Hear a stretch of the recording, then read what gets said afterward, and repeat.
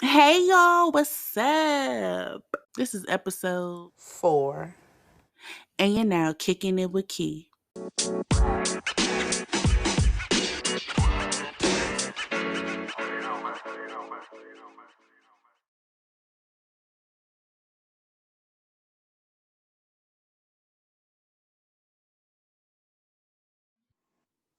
All right, so good morning, everyone. Thank you for coming to Kick It with Key.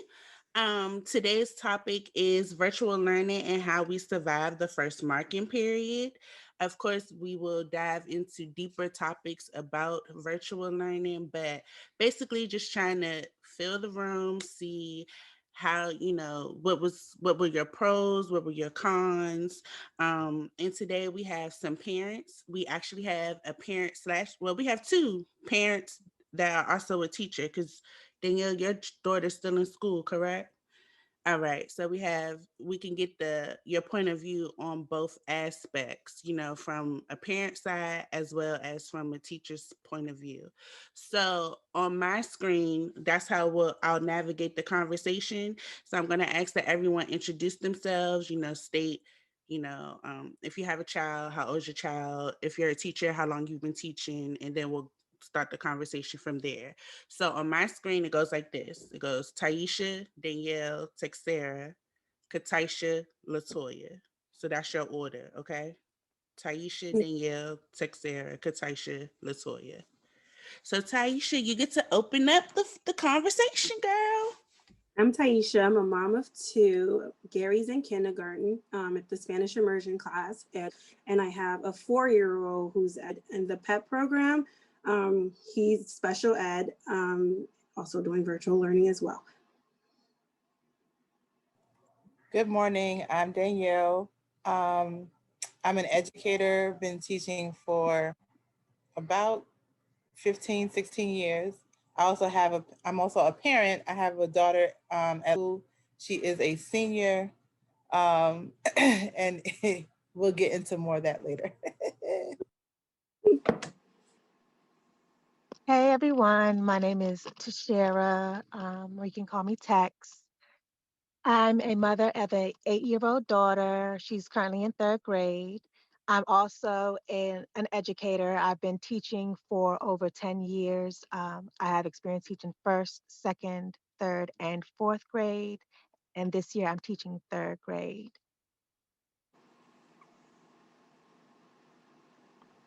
Hello, my name is Kataysha Sirleaf. I am a mom of three. I have a seventh grader, a third grader, and a newborn. So my experience is spanning out different levels of this virtual learning situation. Hello, everyone. I'm Latoya. I am an educator going on year 10. All right, so thank you everyone for introducing yourselves. For those who don't know, my name is Kiki, and I have two kids in school. I have a fourth grader who's in a Centers for Enriched Studies program, and then I have a first grader. This conversation is really important to me because sometimes I feel as though I am struggling as a parent, trying to make sure that I'm making the best decisions for my children. The first marking period, we survived. Okay. No one failed. So clearly, I'm doing a good job. Uh, I can't tell you how my mental health is going, but I'm making it. So I also would like to know if you are pro return to school or are would you like to keep your child at home until this pandemic has settled? All right, for me, I would gladly send both boys back to school whenever the doors open. They will be the first one in line, especially for my 4-year-old who's autistic. Like virtual learning is not helping him at all. He's not getting his services he needs. And my kindergarten is a social butterfly, and he's trapped in the learning room by himself for 5 to 6 hours a day. I am not in favor of sending my kids back to school. I don't know when I will be in favor of sending my kids back to school. And if they are sent back prematurely, they will be pulled out of school and will be homeschooled. As an educator, I don't want to go back to school because number one, I take Metro, and I don't know what they do. Metro's already nasty and dirty. Some of these stations. I know the school has been, even though we're not there, they've been taking precautions and things like that. But personally, we still have families who are testing positive for COVID. So no, I'm not going back to school. My daughter, she's older, so she's like, "Mommy, can you just send an email so I can get my diploma? I'm over it." She doesn't want to go back, and then it takes away from the process of the whole college um, experience, like preparing for college, because we're doing a lot of things on our own. And so she's just like kind of over it, and I feel bad for her.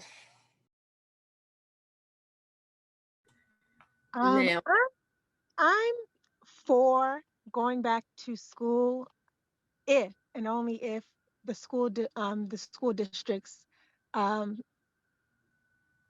take into consideration like input from the community, from staff, and that they um, develop and implement like a clear plan with like the protocols of how what the day should look like.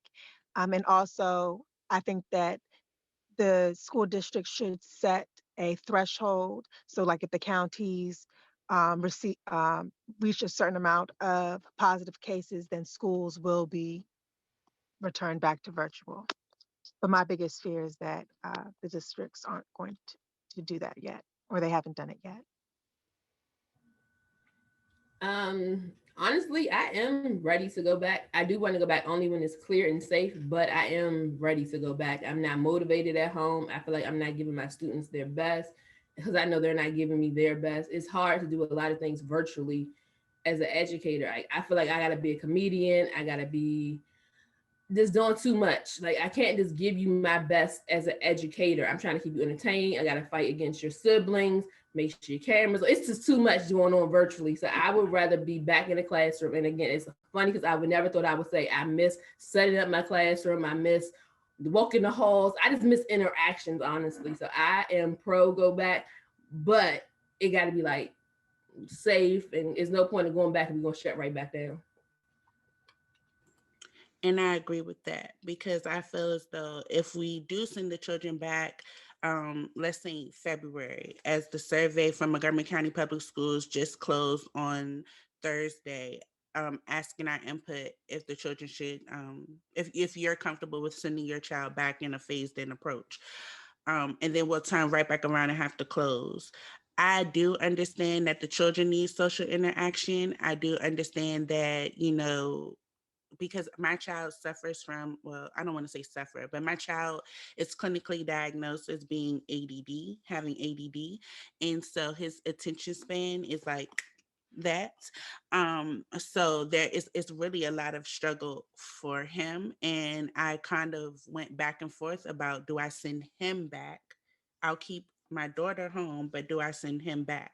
And I just feel like that's just a really big decision that I have to make by December 3rd for February, because in February I may not feel the same way that I feel today. So I'm at the point now that if they have to return to school and they have to wear the mask, I don't think I'm going to be comfortable with that because my son does not like to keep the mask on. So, and then we have to think about, I have a first grader, I have a fourth grader. So it's probably like, oh, your mask is cute. Can I wear your mask? Like, child, what is you doing? No, you cannot wear my mask. We cannot share masks. We cannot trade them. It's not a Pokemon card. And that's my fear. Like, my daughter's school is already understaffed. So who's going to make sure that they're not out here switching masks when they're in the bathroom, or, what does lunch look like? I just don't know. So Taisha, I understand like you want to send the kids back to school. What is the main reason for wanting to send them back other than like social interaction? Like, are you also taking into account that they have to still keep their mask on? Like, are your boys keeping their mask on and things of that nature? So Grayson goes to a private preschool 2 days a week for social interaction. He wears his mask for the good first hour. I'm not big on the kids wearing the mask. They don't wear their mask anywhere we go because they don't keep it on. So, and I'm not sure if our little cloth mask that we got from Old Navy is really doing anything, I can say. Gary goes to camp. He wears his mask at camp. So I'm not really concerned about wearing the mask. And as we look at in Europe, the schools, they're in school and the elementary school kids do not have to wear a mask in groups less than 6. And the transmission rate in Europe in school is 0.1%. So the risk is low if they don't wear masks. The risk is low inside the school, even though their community rates is above 11%. The school transmission rate is low, and that's probably because kids are not super spreaders like they originally thought. And that's why I'm not really concerned of the kids going to school in person. And both of our boys, we've been play dates, we've been to vacation and everything, and we washed our hands. The kids didn't wear a mask, but we did, and we've all been safe and fine since March. Go ahead, Kataysha. I think comparing, look, I'm just going to go back to what Taisha said. I'm comparing Europe to what we're doing. I find that as Americans, we tend to be selfish as a whole. We tend to think about what's good for me is good for me. So our transmission rates are probably higher than other countries because of that fact. I was on the Board of Education meeting on Thursday, and just for the county where my kids go to school, our transmission rate is 28.1%. At that rate, our kids can't go back to school. It has to be, I think, under 15 or something of that nature. And at that high rate, our kids can't go back to school. What is a challenge for me for having my child go back to school is that I can't dictate how other parents parent their kids, and I cannot put my child at risk. So in response to what you said, Taisha, that you have had play dates and may not wear a mask at certain events, that pattern can be brought into the school where a child can tell a teacher, I'm not wearing a mask, which puts my child's teacher, other administrators at risk. I can't do that. I have to be in control of my kids and what they're doing. And the only way that I can be in control of my kids and keeping them safe is keeping them at home. Okay, to be clear, the 5-year-old Gary, if you tell him to put on his mask, he will put on his mask. My 4-year-old's autistic, so it's a sensory situation with him. It just depends how he feels and the mood that he's in. So his is different. And at his preschool, he's not required to wear a mask, but then he sees other kids with it and he will wear it.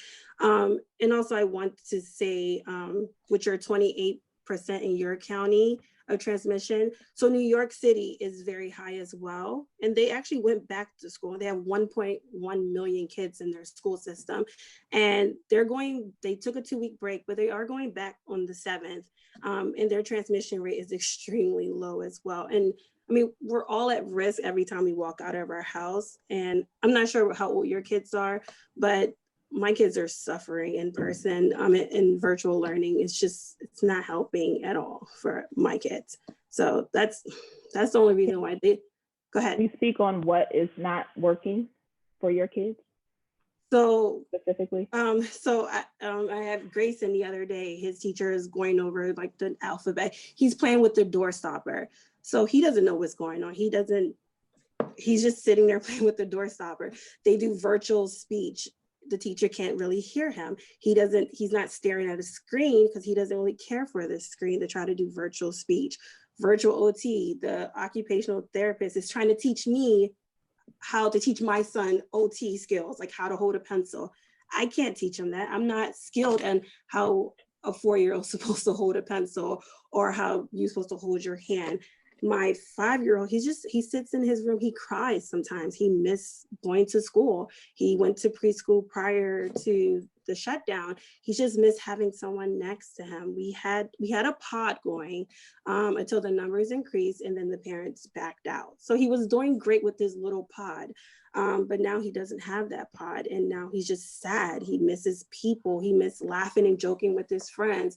There's 25 kids in his class, and trying to be heard with 25 kids, or raising your hand and the teacher has to scroll through to see if you're raising your hand. Sometimes he's lost. He doesn't know what she's saying, and he's raising his hand for a good 15 minutes, and she doesn't see it because you can only see a few people at a time. And that's not working. And it's a lot for me. Not for me, I have to sit with Grayson and try to sit him back in a chair every 20 seconds. He gets up and move. And I'm not advocating for all kids to go back, but I do think the younger kids need to be in person, especially the special education kids, if their parents want them to go back. So I have a 12-year-old, a 9-year-old, and a newborn. I think when I hear the social part of it, it brings me pause, because even if they go back, the social aspect is not going to be what we think it's going to be. So we're going to make kids go to a classroom and then still tell them, you can't talk to your friend, you can't touch them. There's no recess. There's still going to be like the temptation of having them in a room where they think they can be social and they can't. That's even another issue for me for why I don't want to send them back, because I don't want to tempt them and say, there's your best friend that you haven't seen all year, but you need to socially distance from them because of the rules that the county may have in place. So, I'm not sure how Montgomery County is going to lay out the classroom, but our cousin lives in New York, and they are allowed to, she's in kindergarten as well. They're allowed to socialize with their friends. They're allowed to sit at a table with their friends, 2 kids to a table. They have their recess. And we know a few people that live in Carroll County, when they went back for just a month, they were allowed to socialize with their friends. I'm not sure how Montgomery County is going to do it. I'm not sure. But I know in New York City, they were allowed to interact. Lunch was in the classroom, but you were allowed to interact with the people in your classroom. They went 2 days a week, but you're allowed to move about the classroom like it was before the pandemic, with the mask on.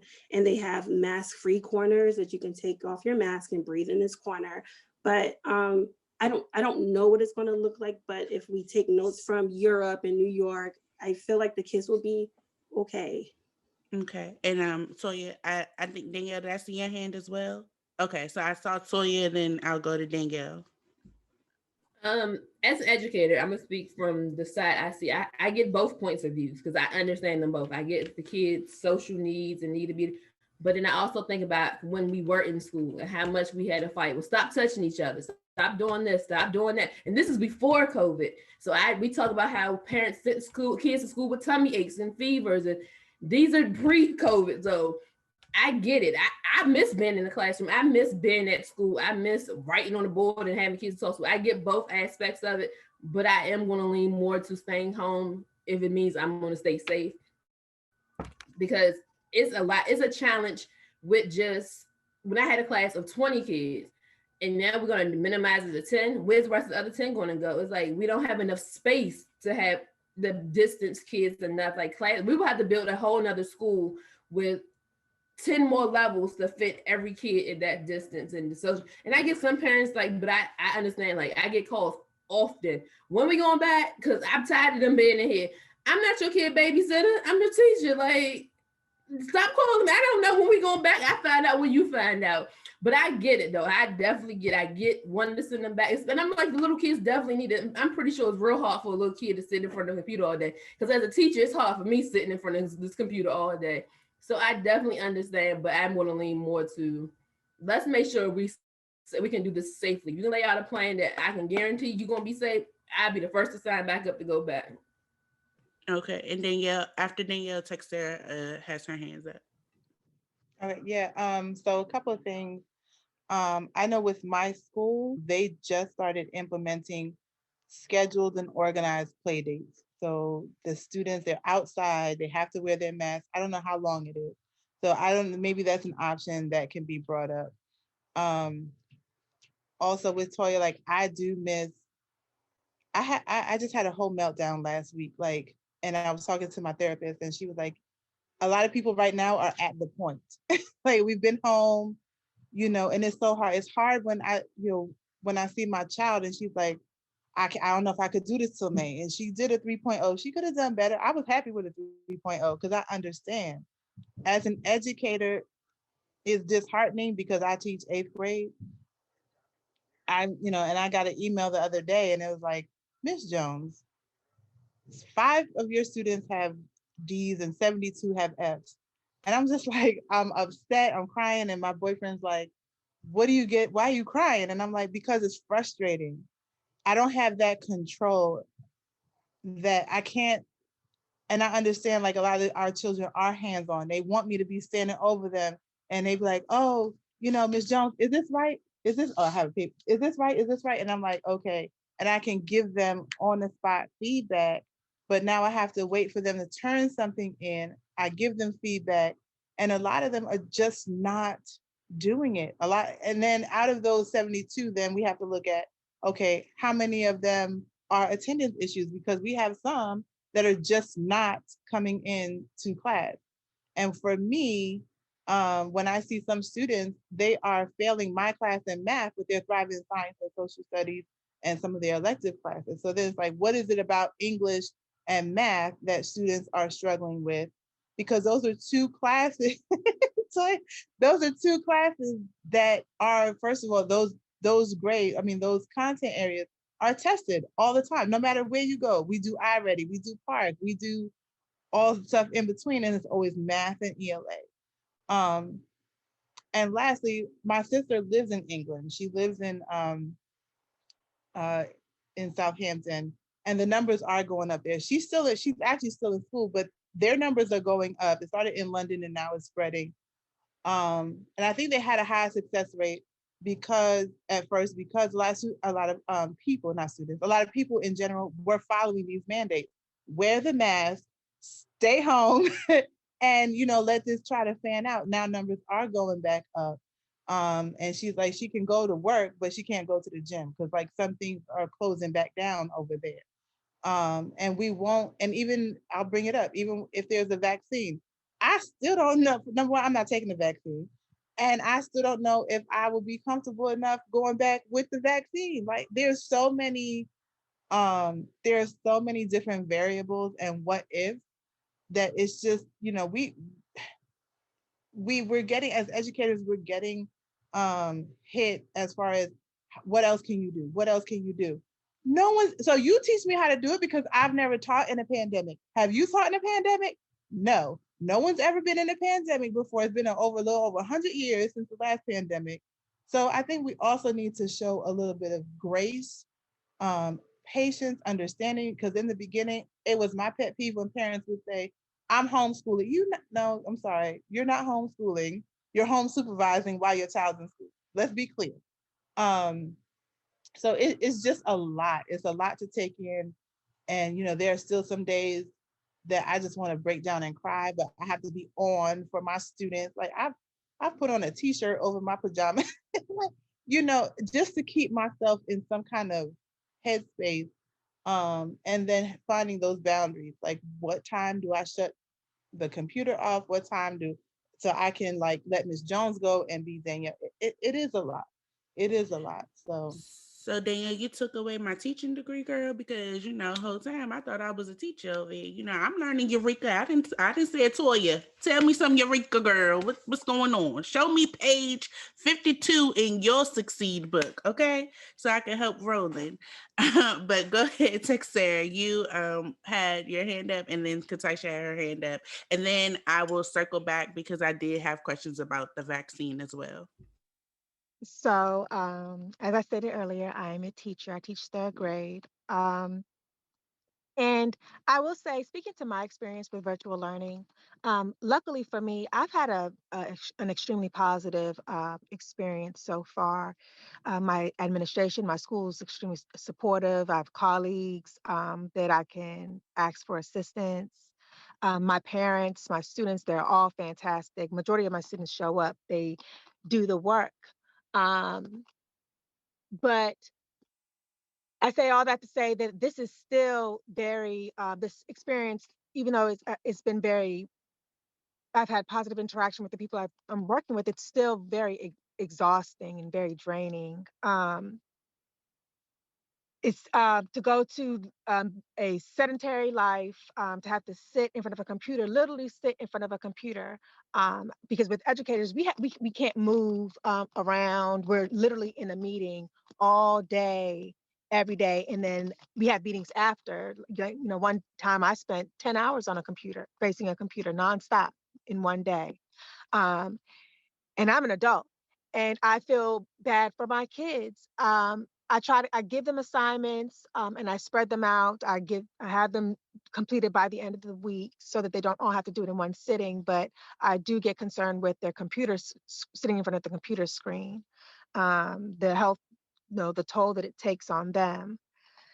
But I know, every day, I know biggest what makes it easier for me as well is that, when I get up in the morning, I check on them. I ask them to share how they're feeling. We do some breathing exercises, and just to hear that when I ask them how they're doing, they'll say that they're doing out of five, they're doing a four, that they're doing a five because they get to see their friends and their classmates and their teachers. Um, it just makes it easier, but it's just very virtual learning is very exhausting. The burnout is real. Yes, I feel like all the teachers.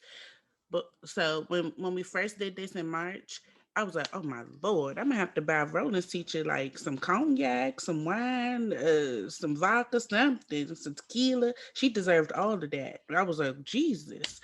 And then now doing this virtual learning and the fact that you all had just a few months to adapt and change your whole lesson plans and how you're going to engage with your students, you are you all are real superheroes. So if no one else has told you thank you, I'm thanking you all because it is a lot that you all have to do. That's what I was going to say too. The teachers are superheroes, and we had some parents in my son's class like flipping out on the teachers. Like they didn't make the kids take the map. It wasn't their decision. It was Montgomery County school system decision for them to take the map and have the kids sit there. I praise my kids' teacher, even though the whole situation sucks. They're trying their best. They're doing an awesome job. Even though I'm stressed out, and they're doing the best they can do virtually. And I appreciate even my son's teacher with 25 kids. I told her he's struggling. He needs maybe just a one-on-one. So she gives him one time a week. She gives him 10 minutes of just him and her. Like whatever you want to talk. He showed her a room. They played cards together. I appreciate that because she didn't have to take her lunch period to do that for my son. So the teachers are doing a great job, and I appreciate every effort they are trying. Like in this pandemic, they're doing great to me. That's all I wanted to say. Hold on, Um, Kataysha has something. Go Go ahead. ahead. I wanted to piggyback off of that, and I appreciate the three teachers that are on this call and what you're doing, because I feel like the biggest thing this pandemic has done has uncovered the our public school system and the faults that are in our public school system. Y'all are entirely underpaid, you're underappreciated, and you deal with a whole bunch. Can we curse? A whole bunch of Yes, I will put. bullshit. Okay. A whole bunch of bullshit that y'all don't need to deal with. And then on top, now that you're in a virtual setting, they expect for y'all to have some kind of plan and be able to still answer questions, still be available at 6 o'clock in the morning and 10 o'clock at night, which a lot of y'all teachers are doing, which pisses me off, that y'all should not be answering emails or getting calls at 6 o'clock in the morning and 10 o'clock at night and expect to answer every question that a parent has. even furthermore, why I'm against my kids going back to school is because I don't think y'all should be overworked any more than you are. I am not comfortable with you cleaning classrooms after kids. I'm not comfortable with y'all disinfecting classrooms. I'm not comfortable with you having to wrangle a kid that doesn't want to wear their mask and wiping snot all over you. I'm not comfortable on your behalf. And that's what community is supposed to do. We're not supposed to throw you out there and say they're essential. They need to go back. I'm not comfortable with that. I'm not comfortable with any teacher that has the power and control over molding my child being forced back into a classroom that they're not comfortable being in.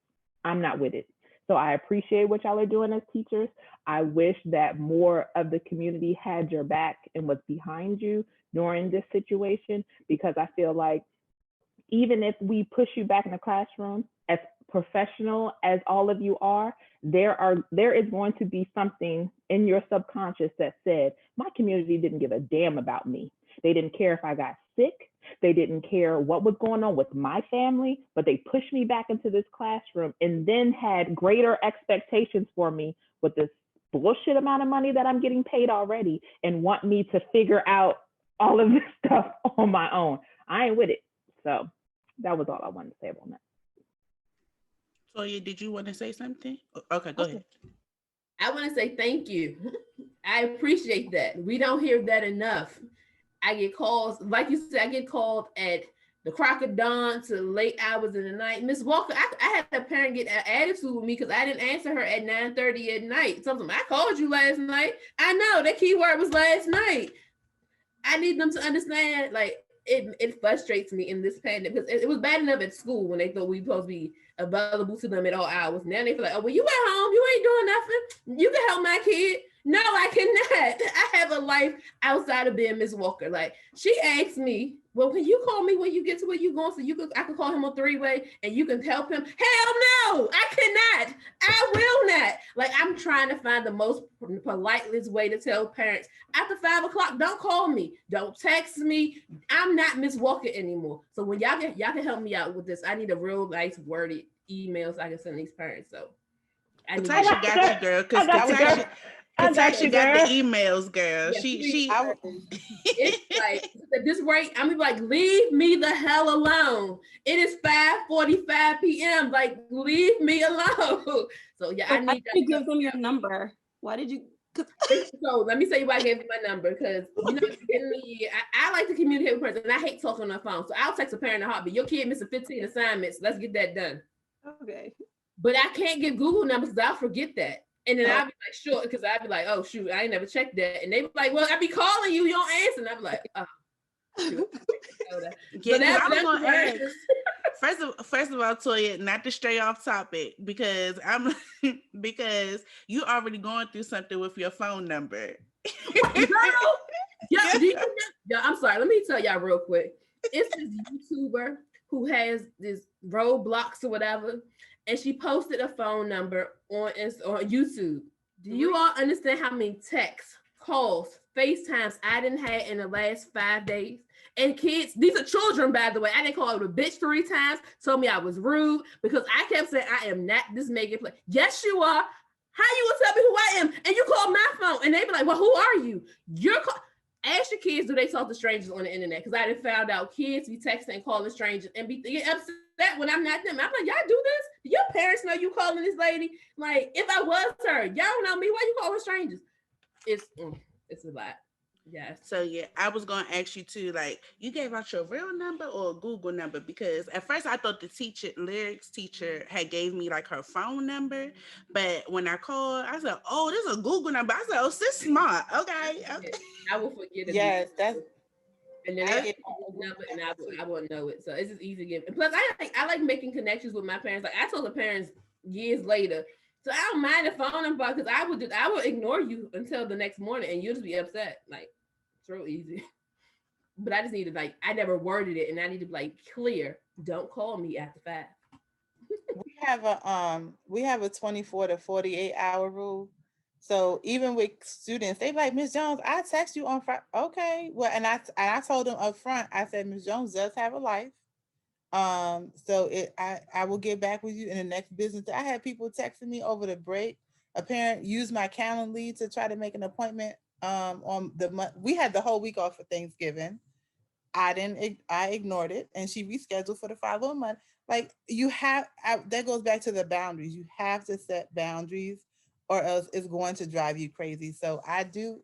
It does say in my handbook. So if a parent ever has a problem, I can refer them back to the handbook. Like we have to have a life. I've had kids. One boy was like, "Can you you haven't checked my grades?" Excuse me. Okay, well, and then he came back and like rephrased, I'm sorry, Miss, my bad, and all, because they know like you have to come correct in order for you to get a little bit, what they say, you can get more bees with honey than you can with okay. So and the same boy, he texted me, he G chatted me the other yesterday, and he was like, Miss Jones, I did my work. Can you? I said, when I get a chance, I will look at it and I will grade it. He gave me a big heart emoji because like you can't just go, oh, I did my work. Can you grade it? Yeah, no, I'm not doing that. Yeah, my parents, they have my personal number. I haven't had anything too crazy happen before, but I don't mind. Sometimes the kids will hit me up, especially during what we're going through right now. I do know I don't mind being a little bit more accessible to my kids.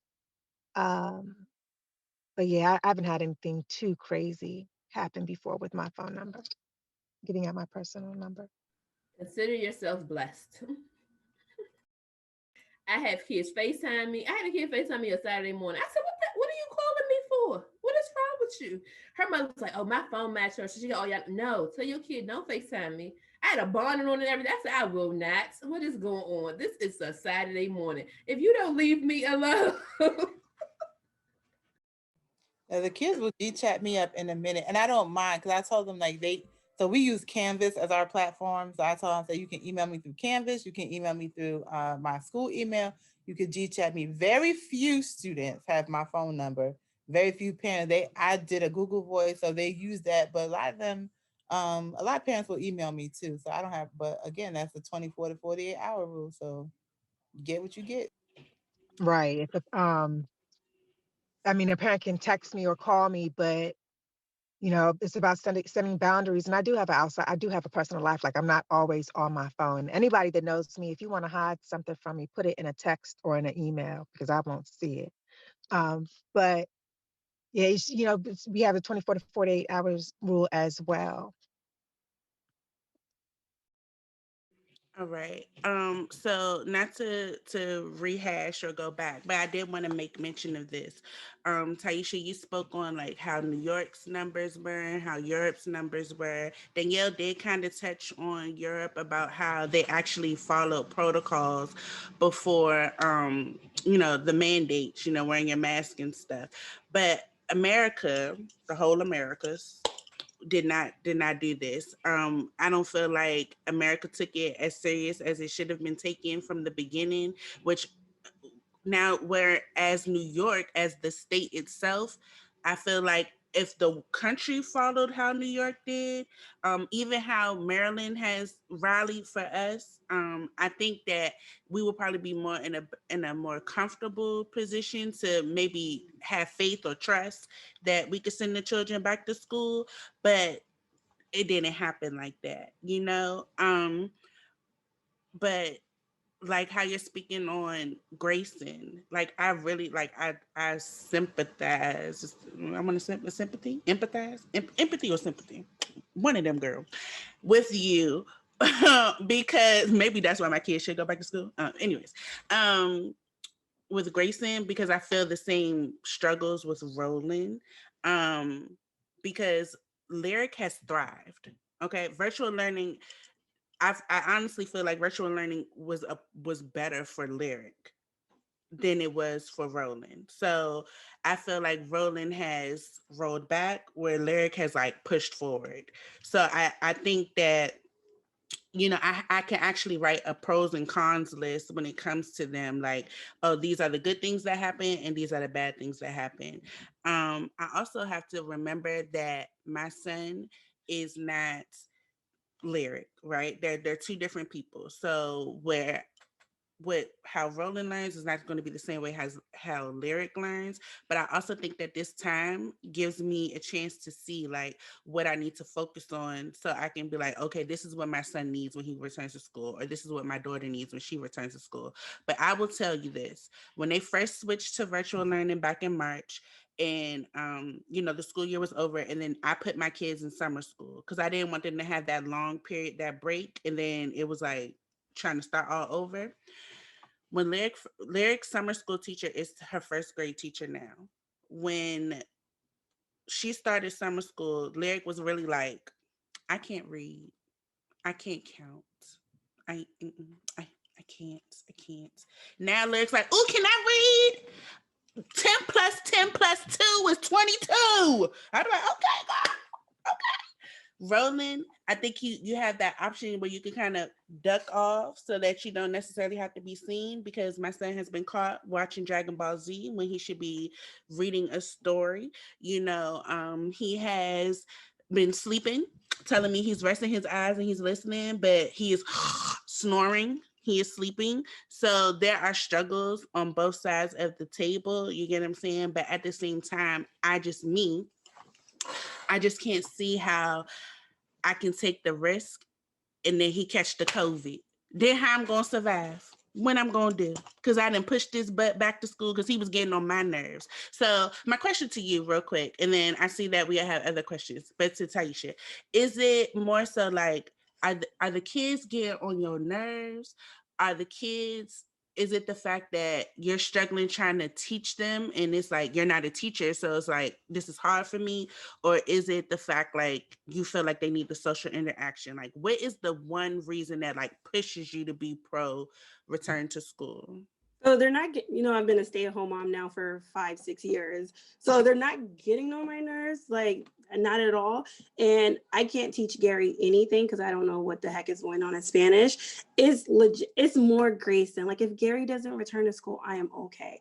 But Grayson, so he was already jumping hurdles. He's already delayed. He's at a 2-year-old level and at 4. So he's already jumping hurdles. And with this virtual learning, he has 50 more hurdles to jump over because he's not getting the support. Like I'm mom. I'm not a speech therapist. I'm not OT. I'm not any of that. And so that's what's pushing me more for Grayson. Gary will be just fine sitting at home, even though he's sad. He doesn't need the services. He doesn't need anything from, like, he needs his teacher, but he doesn't get services from the school. I'm more pushing for Grayson, the special ed, the PEP kids to go back to school so they can get their services. I'm not, because the transmission rate is low, he goes to private school, preschool. It hasn't been a transmission. We get our temperatures checked. The kids wash their hands when they walk in. Some of them wear masks, some of them don't. The teachers wear their masks. We do this little questionnaire, and that's been since September. Haven't been one case yet. So that's why I'm more like the PEP kids can do it. There's only 4 kids in Grace's PEP class through the county. So 4 kids go to school and the 2 teachers is 6. I think that safely can be done. That's why That's what you got to lead with your platform, girl, with yeah. your stance. Because I was sitting here like, girl, why you want these kids to go to school? No, but now that makes sense. Yeah. I was gonna ask because my school was thinking about, especially with our special ed population, they were thinking about doing the small groups with them. Um, I don't know if that is going to be implemented, but I was going to ask, has there been conversation about that so they can be like, even if it, you said there were 4, they might have to break them up 2 and 2, just in order, maybe once or twice a week, in order for them to get that social interaction and get their services. Yeah, so what Grayson's teacher said, they won't break them up because I think for PEP, they can have up to 8 kids safely in the classroom. That's the county thing. So they won't break them up. They will actually go 4 days, with Wednesday being a clean day, if they do decide to go back. And unless they get more kids in the class, they won't break the kids up. They'll stick with the 4 that's in the class. And then they will get their services. So Grayson's supposed to have 90 hours of speech a week, and he's barely getting 30 minutes. That's how long he can sit there for the week. So he may sit there 5 minutes on Monday and 10 minutes on Tuesday. But And the only reason why he's still enrolled with the county, I didn't withdraw him, because if I do, I will have to start the whole process over. I would have to get him reevaluated with child fine. Yeah, it would just be too much. So he comes to class when he wants to, and he tries to participate in services. And I don't know. My speech is not the great. I can't pronounce some words. So me trying to get my kid to pronounce something, it's terrible. And me trying to get them to count to 5, because that's what they're working on. It's no, if I want to, I will. Like, there's a I'm in the kids' learning room now. There's a bucket in the room. Yesterday, he sat in a bucket, and that's how he wanted to learn. So I allowed that to happen. So and sometimes he wants to sit outside, 20-degree weather, we're outside. So just so he can learn. Yeah, it's just been tough for Grayson. Thank you, Taisha. So Texera, Kataysha, Latoya, that's the order I saw hands go up. So go ahead, Texera. Okay, so go ahead, Lyric. I see you out there doing your thing. Go ahead, girl. I'm proud of you. That's she takes after her mother, a little shining star. And of course, I wanted to Ain't you give a so shout out. sweet? That's my boo right there. You know I love me some Lyric. And Roland, we know Roland been here before, so Roland's going to do what he wants to do. That's that's a grown man right there. But I want to give a shout out to Patience because she got straight A's. Um, and one thing that I've been struggling with, well, she got straight A's this past quarter, and one thing that I've been struggling with is that we have the same hours. So my day starts at 8:45. Her day starts at 8:45. We go on lunch at 11:30 at the same time, and I have to go back to school before she does. So I don't really get to see her when she's doing her virtual learning. So we're in separate rooms because I'm teaching and then she needs to be paying attention. So I don't really have any hands on her um, learning while she's in school. Like I ask her after and I ask check her work. So I'm just very proud of her. You know, she has an alarm on her phone. She has alarms on her phone, so she gets up and knows when to go to class. So I'm very proud of her. Um, and then to circle back to what was being discussed earlier about meeting kids that have special needs. I know in DC, they started CARES classrooms at the elementary level, where there was a lottery system and families were picked. And then it was also as a need. First, it was I think it was also as an as need basis. Um, and families were able to send their kids into the classrooms. It was one grade level per class, one classroom per grade level, up to 11 kids. And the kids are currently right now going to school. There's temperature checks, and there's an adult with that has gone through a background check. They're a DCPS employee, and they're supervising the kids. So that's how I know that DC is accommodating those families' needs. I wonder if any of the other districts in this area plan to do that. So really quick, because I know I said who was next, but Montgomery County does have the CARES program now, whereas the kids are not going into the school, they do get a special Zoom in the afternoon, and sometimes they're ranging from like 4 o'clock to 6 p.m. So there's a smaller class setting for them um to have that kind of one-on-one. It's not necessarily one-on-one, but that smaller group setting. So Lyric is participating in that, and I'm like, I mean, yeah, okay, y'all put Lyric in it, cool. So she does it 3 days a week, but it's like rolling. What y'all gonna do for rolling? Rolling needed, not Lyric. Also, they was some dang. It was right there. Okay, we're gonna come back to me. Go ahead, Kataysha.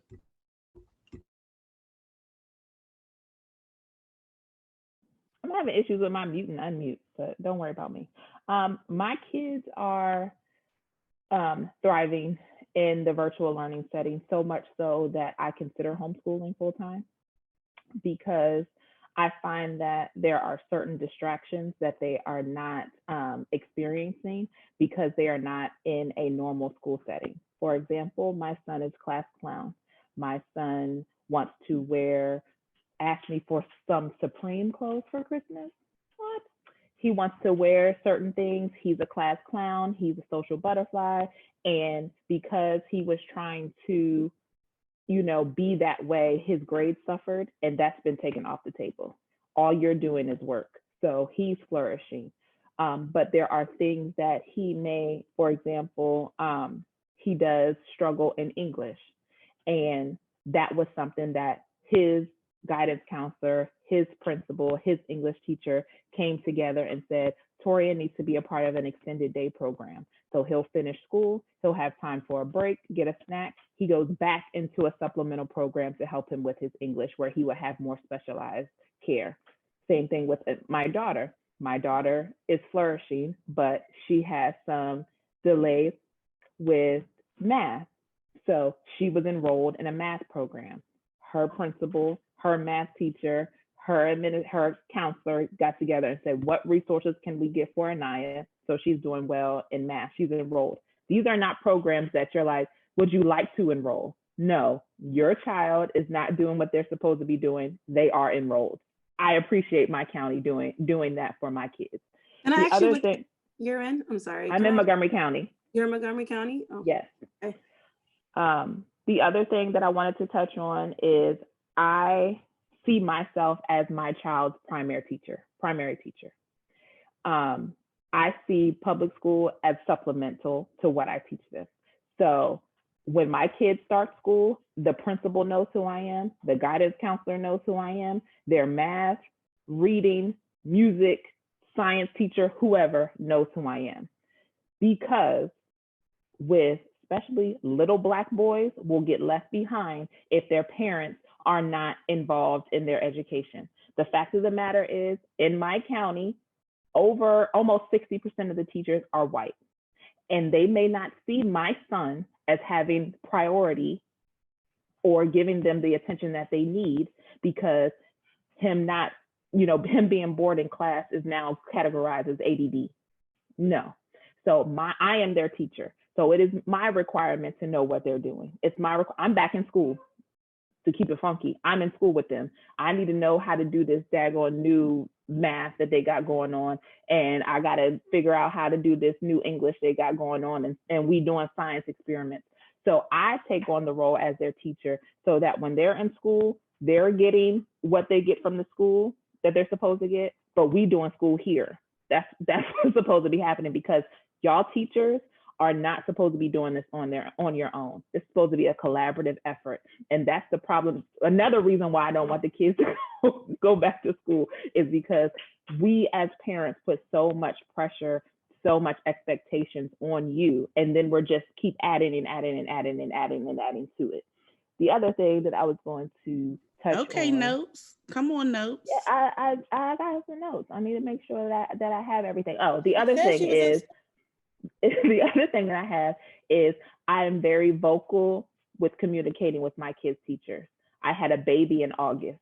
So when school started, I had a meeting with all of their teachers. There are going to be days when they are not going to be in school. There are going to be days when we just cannot get it together. So if they need 2 or 3 more days, I need you to let that happen. And you know what the teacher says? Yes.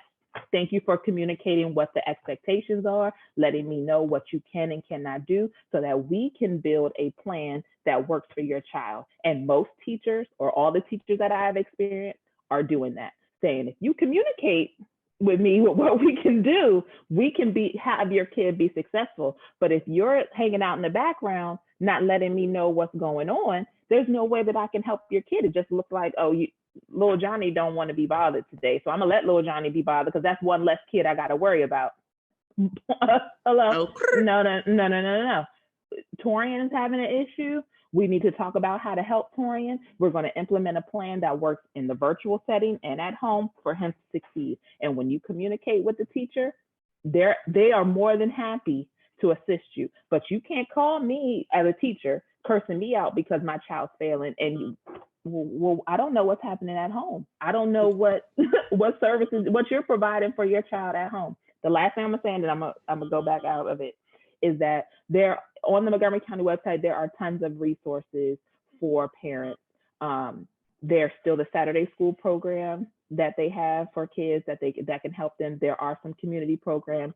There are tons of tutoring programs.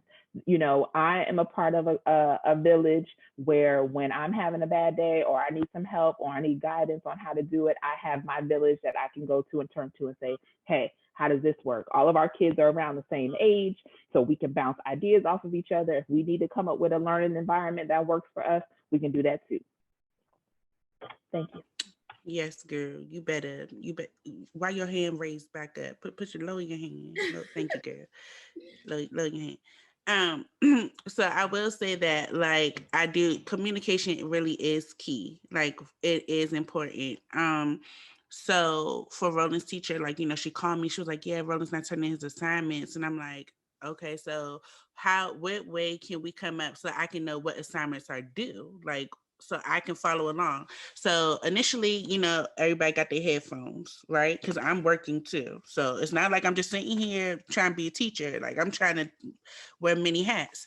So now I've rearranged my work schedule so that way I could wake up earlier, try to get so much of my work done in the first part of the morning. And then while they're on their lunch break, that's a busy part of the day. And then I don't know what that means. So I told Roland to take the headphones off so I can hear what the teacher's saying. So if the teacher's like, we're in the Succeed book, page 22, or the Learn book, page 157, I'm like looking at him like, why isn't the book open? What's going on? And it's not that Roland cannot do the work. It's not that Roland does not understand. My son is very intelligent. He just does not want to do it. He does not want to, if he's sitting at the computer, he feels like he should be watching TV or he should be able to play a game. So these are the struggles that we have. But that's no fault of virtual learning. That's no fault of, Montgomery County Public Schools. That's my baby. You get what I'm saying? So that's not what he interested in. But when we get that list and I could go back through that list, like, okay, this is the assignments that need to be turned in. The teacher has worked with me. I said, well, can you send me a note to let me know if the assignment isn't turned in, because I can't stand over him to make sure that he did the assignment and submitted it. So now, shout out to all these little apps. Okay, I got the Parent View app. I have the Student Canvas app. So I'm logged in as them. So the messages that the teacher sends to the student, I get them to my phone. And I'm like, oh, you didn't turn in this assignment? So before you go to lunch, let's get this assignment done. If the assignment takes you the whole lunch and you don't get to eat, sorry, that's on you, because you should have did it when it was due. So these are things that I'm not sure every parent has the same, Kataysha and I values, where it's like, nah, yes, you are a tool for us, okay? You teach my child something, and then I'm supposed to come back and reiterate it and make sure they learn it. Not every parent is like that. I feel that way even with like the PTA. People have their stigma about what the PTA should be. And it's just like, if you show up for your child, do you know how far your child could go? Like, people who hate virtual learning, do you know how far your child could be going in virtual learning if you just put just this much effort into what the helping your child's teacher? But I digress. I'm coming off the soapbox. Toya, text Sarah. All right. So I want to mention about how I know you always talking about kids going to school. I work with a friendship school. So all the friendship schools have learning hubs. And I see like it helps with the kids who attention span at home didn't help, but then I do say it is safe for them. They won't let teachers do it because it's so much more on top of our daily work already. Because like you're responsible for making sure the kids in your learning hub are online, and I ain't got time for all that. However, I will say, like, one of the most frustrating parts of virtual teaching for me is the lack of work completion. And I'm a teacher, like I hate grading late work. However, I tell my students at the very beginning of school, failure is not an option in my class. So if that means I got to give you week after week, reminder after reminder to get the work done, because like Danielle said earlier, it's not going to fall on, well, the kids didn't do the assignment, so they earned the F. No, why does 15 of your kids have Fs? So now you're looking at me saying I'm an incompetent educator. So I make sure at this point in virtual teaching, I didn't covered, I dojo everything. I didn't, everything I give to Google Classroom, I put it on dojo so parents can see. And it's so frustrating for parents like, well, I didn't know. Well, you didn't read. That's my frustration. And so parts of me, I wanted like, if you would have took the 5 seconds to read the night, and I make everything all pretty and color coordinated.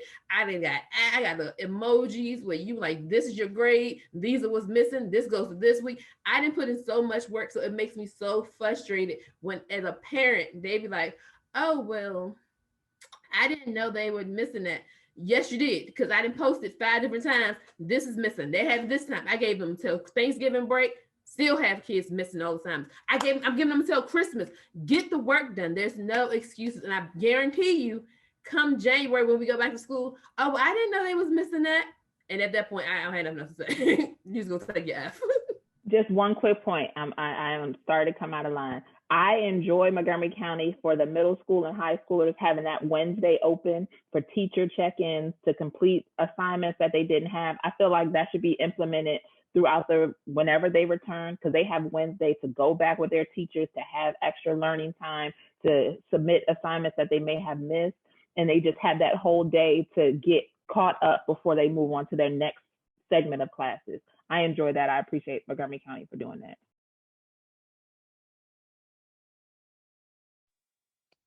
Um, I was just going to piggyback off of what Kataysha was saying earlier about communication is key. As a teacher, uh, I know it's and a parent, I know it can be very exhausting to be in front of the screen all day. Every day is not going to be your best day. So I tell my parents, and I tell the kids, if you need a break, let me know. If you need some extra time to complete an assignment, let me know. If you have any concerns, let me know, and we can work out something together. I don't want any of my kids to fail.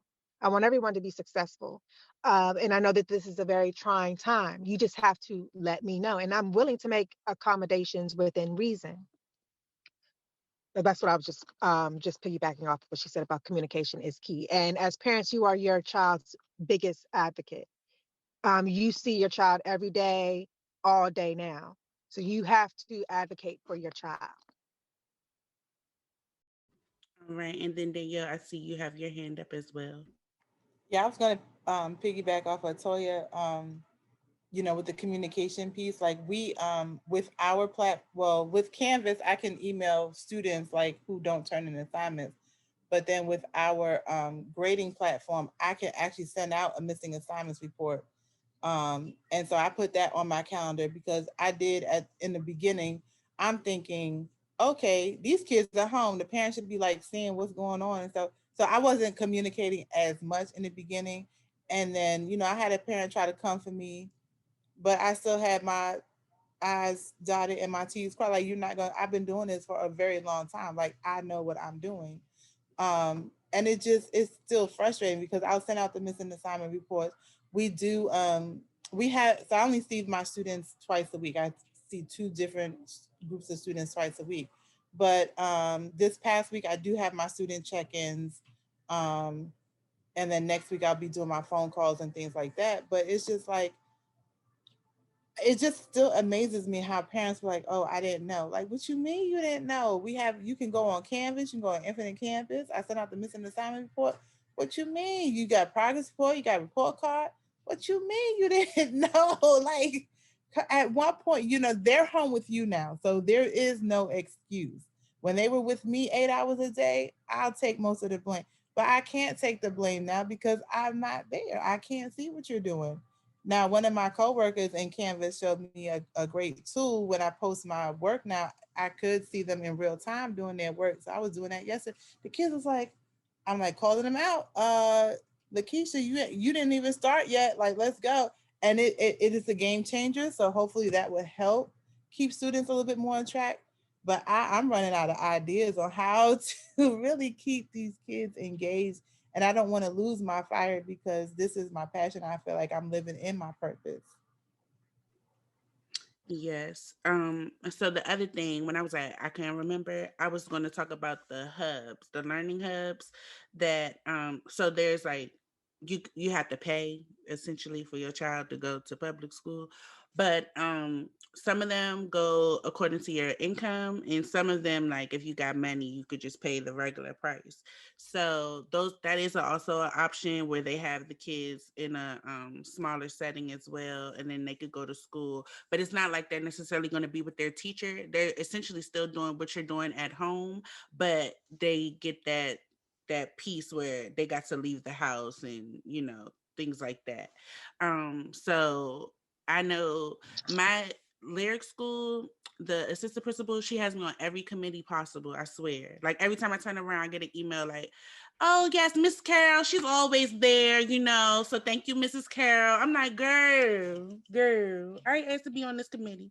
I did not ask to be on this committee. I'm on the parent engagement committee. I'm the NAACP rep for the school, and I'm on the PTA. I even tried to step down from the PTA, and they just keep pushing me up.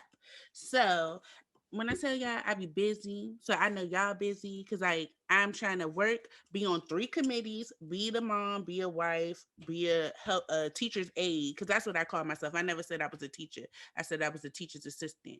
And and then You're I in started school school. yourself? Yeah, then I started school. I don't know. I guess Corona got me bored. I just was like, oh, I should try new things in life. So it's like, whew, overwhelming. Okay, overwhelming. But if there was a pro that each of you could give, like, so that virtual learning isn't like, we have to make the best of where we're at. So what's it's a pro tip that you could give to a struggling parent? Go ahead. Go ahead, Toya. My tip would be to extend yourself and your child's teacher grace, because as much as you're stressed, imagine that times 48, because I have to do this for 48 different kids. So extend yourself and your teachers grace and communicate. Like you said earlier, if we can it takes a village and we're a team. You talk to me, we can make things happen. You tell me what's going on. I'm the first one to work with you, but when you start, but also come at me correct, because some parents take it like they forget that yes, my title or my profession is teacher, but I'm a person first, and the Lord's still working on this mouth of mine. So it be Come at you times I correct come in at, during your business hours. yes, there you go. There you go.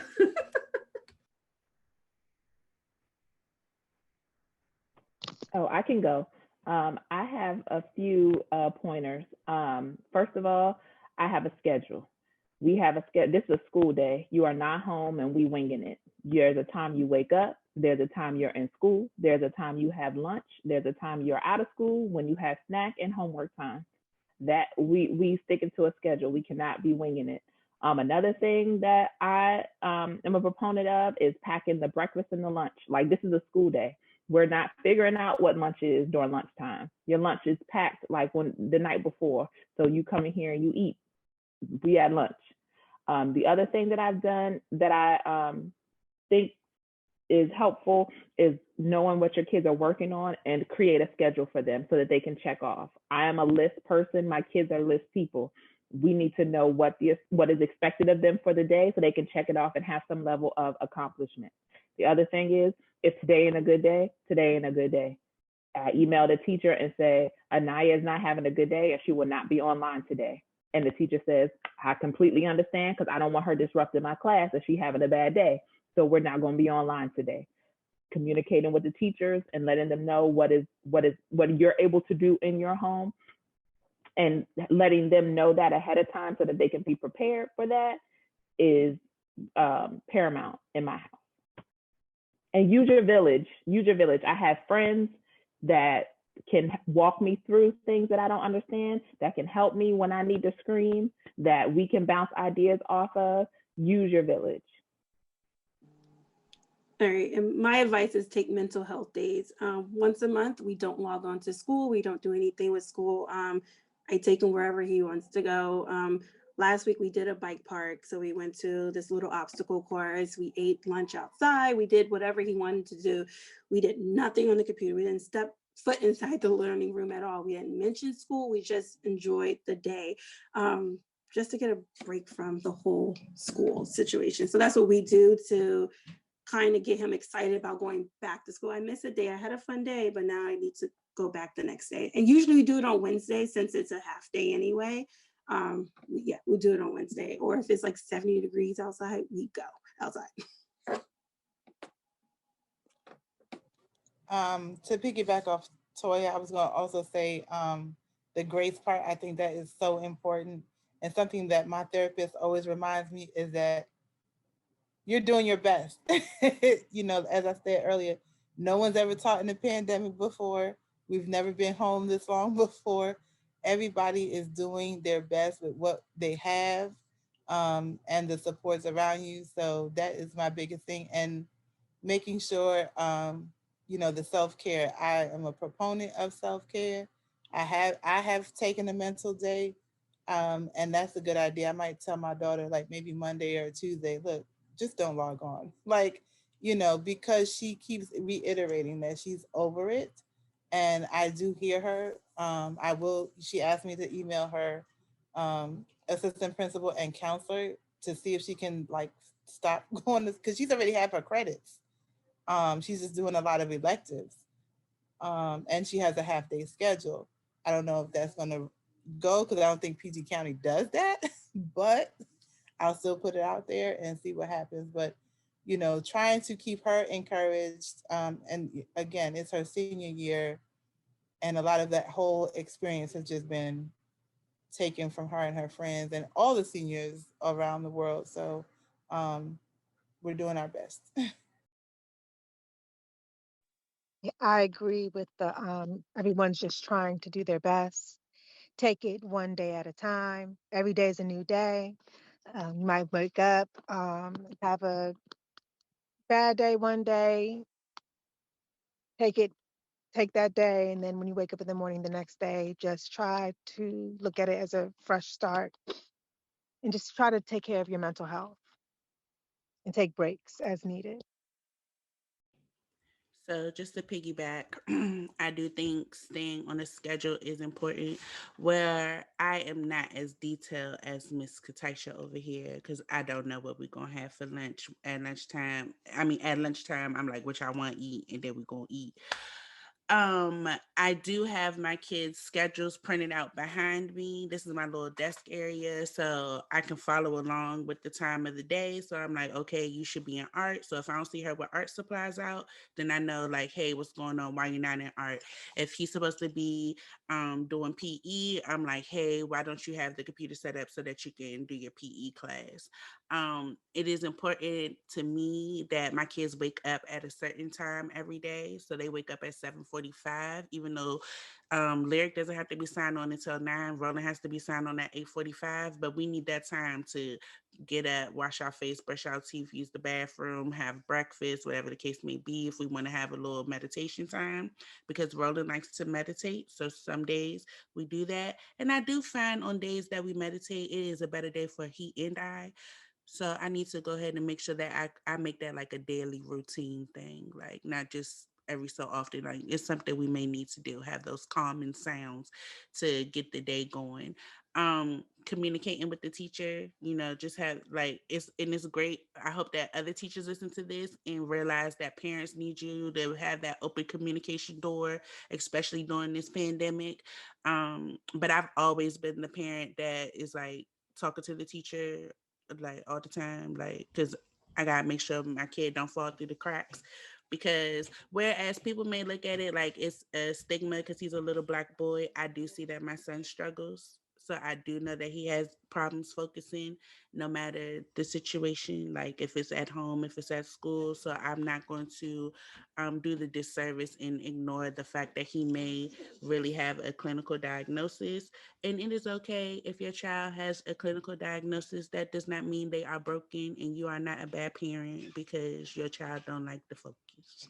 So, like everyone else has said, please extend yourself grace. You made it through the first market period. Prayerfully, your children ain't fail. If they did fail, just figure out what happened. Okay. We still have a whole nother mocking period. So for this first semester, so we have time to bounce back. So that's what we're doing. It's Project Bounce Back right now, right? We bouncing back. Okay. Yes. But is there anything else you all would like to say? Anything else? Oh, wait, pause. Whoop, rewind. Vaccine. First of all, we don't got a cure for cancer. We don't got a cure for AIDS. I'm not getting the COVID vaccine. If you have something you would like to say, please do. Yeah, I'm not getting that vaccine. I'm not And I don't care if the former presidents take it. For all I know, that could just be filled with saline or something else. How do I know that's really the vaccine? I'm good. I'll just try to take the necessary precautions. I do wonder though, just like how they require certain vaccinations for um, kids to even enter public schooling, how is this vaccine going to factor into that? welcome to Lakeisha Carroll Elementary School if that's the case, honey, because we's not getting that vaccine. Nope. Nope. Be walking around here like, Mm-mm. how you doing? We ain't doing that. Yeah, we're not getting the vaccine over here either. With our history of being guinea pigs and being tested on and poked and prodded as Black and brown people, it's not happening for me. Additionally, have these people say that they got the vaccine. There's no way to prove that you got the vaccine. You want to open the world up. I'm not doing it. I don't get the first round of anything. I've got this stupid first round of iPhone and the junk got glitches, and I will not be subject to glitches with this vaccine. Yeah, we're not getting the vaccine either. Like, I'll just continue with the precaution and pray for the best. We're not getting it. In a couple of years, we'll see, but I don't know if I would get it for my kids. We don't know the long-term effects of the vaccine. Get it now and they could be sterile and I won't have grandbabies. Like, we don't know what's going to happen 10, 15 years from now with this vaccine. So no for us. Yeah, it's a no for me. I don't need the flu shot, so I definitely not getting some regular. Just let's test it out on you shot. No, I'm good. I ain't Okay, doing no that. flu shot over here, honey. No, I did the flu shot one time because I was working for Kaiser, and if you don't get the flu Right? shot, you have to wear a mask. Gotta wear And that I'm mask. claustrophobic. First of all, I'm struggling out here wearing these masks every day because I be feeling like I can't breathe. You know, I'm a little heavy. I just be like, that's what it sounds like with me behind the mask. And they don't have to wear your glasses in the mask. Ooh, child, it's struggling because I have to actually leave out to go to school 4 days a week. So those days at school, and I'm like, but dang, I gotta wear the glasses on so I can see. So it's a struggle.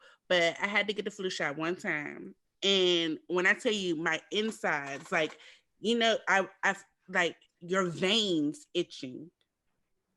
Imagine, like, you can't scratch your veins. So from my head down to the soles of my feet, my whole body was on fire, just itching, because I'm allergic to the flu vaccine. So I can't do it.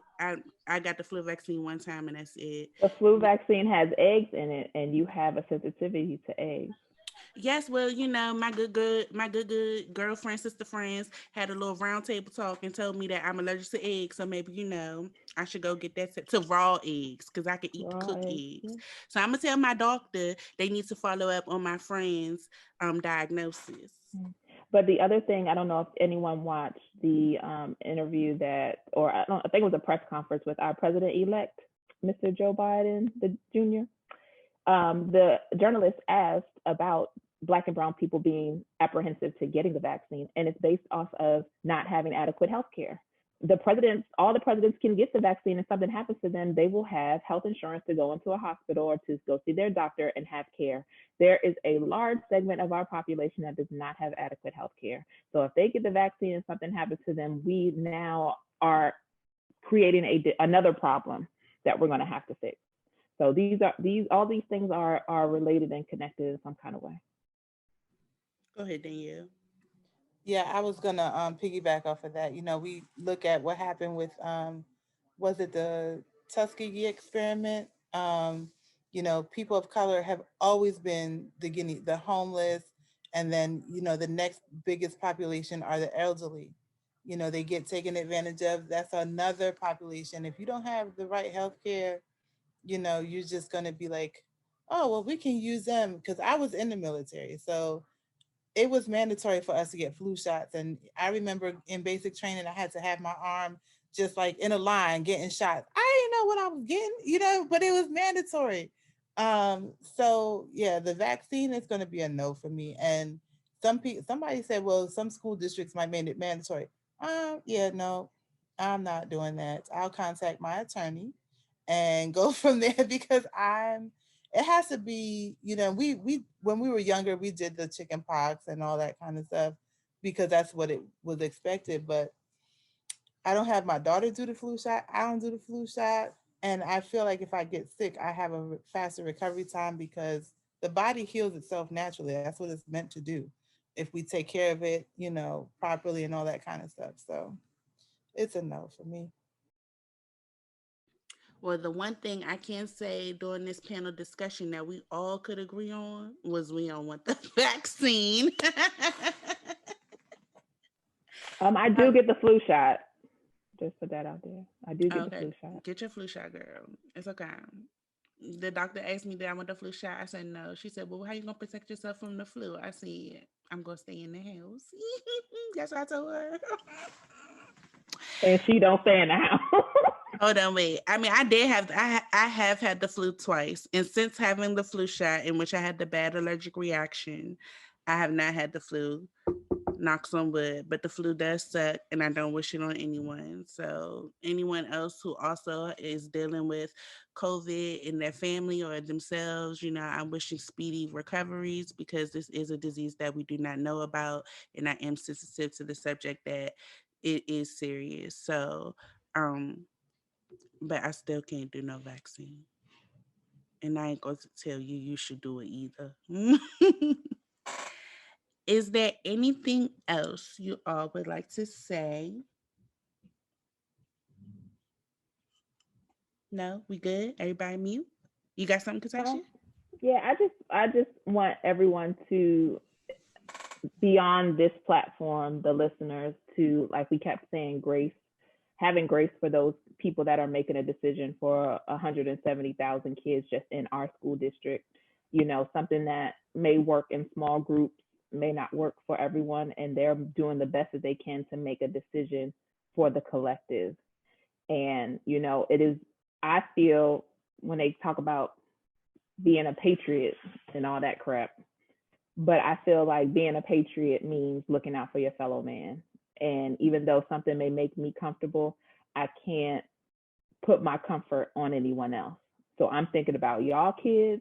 I'm thinking about parents who ain't thinking about my kid, but I'm thinking about theirs, because I want everyone to be safe, and I want everyone to be to be safe, and their families are safe.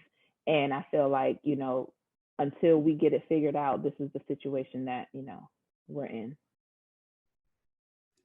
Thank you, Kataysha. That was so beautiful, girl.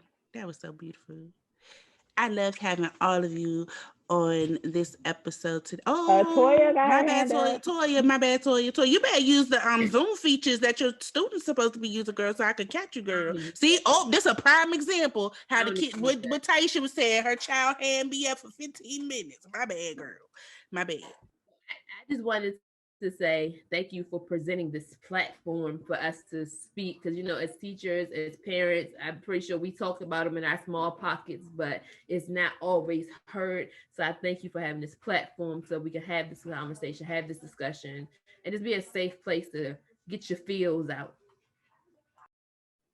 And I'm Yes, thank thankful. you. Thank you. Yes, I'm thankful that you all were willing to participate. So, each week when an episode drops, I do post a question in the discussion group so that people who like-minded individuals, whether you're against it or for it, that you could just have a place to talk. Because I feel like we don't have these open-ended conversations that, or a safe space to have them. I also have Keikelolo'z wind down, where 9 times out of 10 everybody don't even be drinking, and the conversation start at 7 and don't end till 3 in the morning. It's but it's just We're a safe. always drinking. What are you talking about? I Put don't the wine always down and don't drink. I don't always be drinking.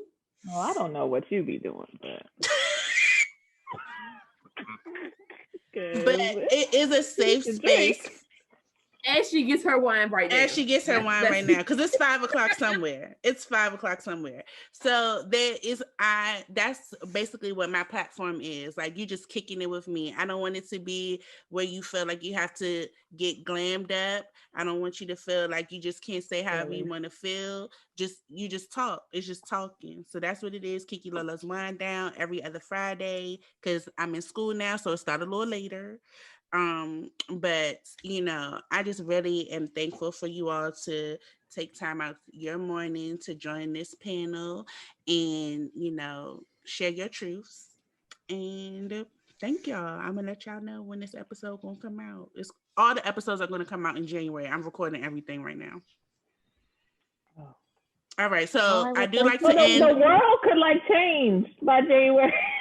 Girl, it's December. It's December. My thing may change in January.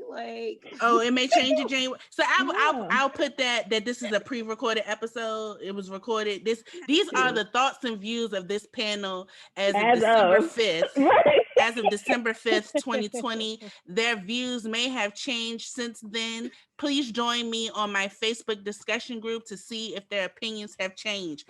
All right. Now, before we end, this is something that I'm doing on every episode of season 2. Okay. What y'all watching on TV? It's the what you're watching on TV segment. So right now, since people say what you say? Big Sky? Yeah, Big Sky, girl. I feel like Big Sky just opened like it gave us so much. I'm like, oh my gosh, like so I keep watching it because I'm like, how are they going to like make this like a season 2? Like, is it going to be a season 2? Because there's so much came out at one time. But Big Sky is really good. I am like glued to the tube. Yeah. Go ahead, Danielle. What you watching? Oh gosh, I just watched a whole bunch of stuff. Trying to catch up on a lot of things. The Good Lord Bird, if y'all haven't watched that, that's really good. If you're a history person, you'll enjoy it. Ratchet was good. Queen Sono, and a little late, but Wentworth. So that's the thing that I've been trying to catch up on. Wentworth. Micah got me hooked. That's my daughter. She got me hooked on that. And then of course The Masked Singer. Okay. Okay. All my shows are like on break right now. So like my Chicago shows, Kiki's fault. At the beginning of the pandemic, I was home pregnant, just eating Chicago everything. Wednesday. And she got me on all the Chicago shows. And they had the season off until January. Girl, how dare you? I was like, how why dare would they you? come? They came out with like 2 or 3 episodes and then So boom, then it was. I was so mad. I was like, where did it go? Where did it go? Like Kataysha said, let me tell you, it was very intense. Okay, it was very intense because we could only watch Trina and I. We could only watch like the first. What Chicago has 8 seasons now, I think. Mm-hmm. So we could only watch the first 6 on Prime for free. Then when it came to PD, you can only watch the first 5 like that. So Trina bought PD and I bought Fire so that we could watch it. Then Taisha used both of us so she could watch both. Accounts so I can watch everything. I watch Med. I watched all of it. Then because guess what? Med wasn't out in the beginning of the pandemic. So I watched Fire, then I watched PD, then I was sad because I was like, I cannot buy 5 seasons worth of Med. But then only God let it come out on Prime, and we was able to catch up. Trina and I. So when Chicago Wednesdays returned on that good old Veterans Day, hallelujah, baby, whoo, Jesus, let me see, yeah. Let me tell you, we was able to watch all 3 episodes and be all caught up. Okay, I love Chicago Wednesdays. So my Chicago Wednesdays is gone now. Then This Is Us is also gone. So those are my 2 shows I've been watching, but A Million Little Things gets me every time. For Life is it. For Life gives me life. I am emotionally attached to it. And my Potomac Ladies. Yes, have to watch my Potomac Ladies and then get on the Twitter. Shout out to Monique. Team Monique. Yes, Team Monique all day. all Hashtag Team day. Monique. Hashtag Karen is the illest. Okay. Hash I queens, drag agree. queen I slay. agree. I agree. Uh, I watch the show and then I go on the Twitter and the Instagram to get the commentary afterwards. So those are the things that I am watching. Oh, and I'm waiting for Married at First Sight to come back in December. Yes. Yes, In because that Atlanta January. seems good. That Atlanta seems good. We're gonna have interracial relationships, and I had a question about that. If y'all was following me on the Instagrams, I was like, "Can we have interracial relationships, friendships, or relationships?" Okay, go ahead. Anybody else? Who else watches something? Hmm. Taisha, do you watch TV, girl, or is TV watching you right now? Oh, they out till March. What you mean? I'm not Oh, watching any TV. I watched last thing I've been watching was Girlfriends. On You know, Netflix? yeah, on Netflix. Okay. And then I watched that Marshall movie. But yeah, I'm into Okay. music. I like Oh, music. so do you have a new album, or you just listen to that good old '90s R&B? Um, what have I been listening to? Mm. come back Well, to her. yeah, The we'll good come old back to you. So what I that will good old say, 90s that good old that 90s good old '90s R&B. R&B, you can I never got go that wrong with a playlist. classic. Never go wrong with a Yeah. classic. If you all are not watching All Rise, please watch All Rise. It is about a black judge named Lola Carmichael. She is the bomb, and her husband plays in For Life. And I was like, oh my God, that is Well, so it's good good. though. So life is good. But And which time they come on? All Rise comes on CBS. So Okay. yeah, Okay. but don't buy CBS All Access trying to watch it because it doesn't work. I had a whole moment about that. So that's another episode, another season I didn't bought. Okay, so just holler at me if you're trying to watch the season because I'm I gonna didn't holler pay at you you. I'm gonna for holler it. at you. Let's do that. I need So, to go to HBO so I could watch Lovecraft Country because I don't have HBO. I refuse to pay for HBO.